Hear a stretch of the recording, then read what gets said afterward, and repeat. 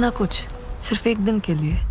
कभी कभी एक दिन भी काफी होता है। বলিউডে তারকা সন্তানদের নিয়ে আলোচনা নতুন নয়, তবে সুপারস্টার বাবার বিশাল জনপ্রিয়তার আড়ালে নিজের আলাদা পরিচয় গড়ে তোলা যে কতটা কঠিন সেই বাস্তবতাই এবার খোলামেলাভাবে তুলে ধরলেন জুনায়েদ খান। বাবার নাম যে সারা জীবন তার সঙ্গে জড়িয়ে থাকবে সেটি মেনে নিয়েই নিজের অভিনয় যাত্রায় এগিয়ে যেতে চান এই তরুণ অভিনেতা।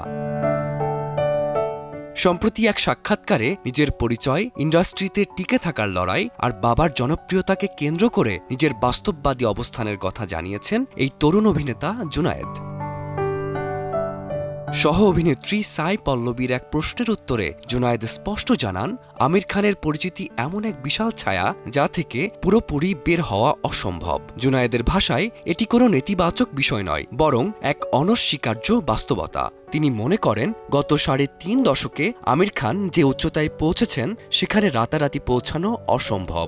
জীবনের শেষ দিন পর্যন্ত কাছ দিয়ে পরিচিতি গড়লেও মানুষ তাকে আমির পুত্র হিসেবেই মনে রাখবে, আর এই সত্যকে সহজভাবে গ্রহণ করেছেন তিনি।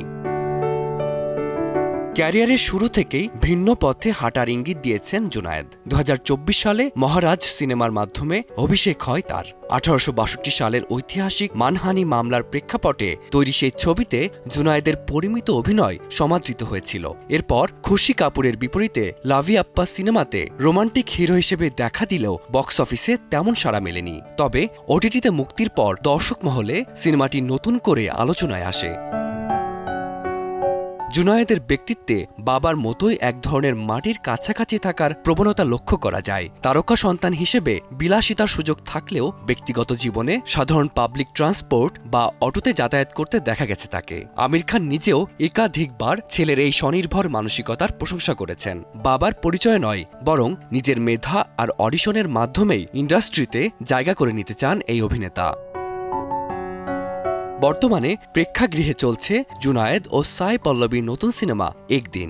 সিনেমাটি নিয়ে দর্শক ও সমালোচকদের মাঝে মিশ্র প্রতিক্রিয়া থাকলেও জুনায়েদ বেশ আশাবাদী। বাবার আকাশচুম্বী সাফল্যের ভার পিঠে নিয়েও নিজের এক স্বতন্ত্র পথ তৈরির এই চেষ্টা বলিউডে তাকে কত দূর নিয়ে যায় এখন সেটাই দেখার বিষয়। ফারদিন মাঝার, সময় সংবাদ।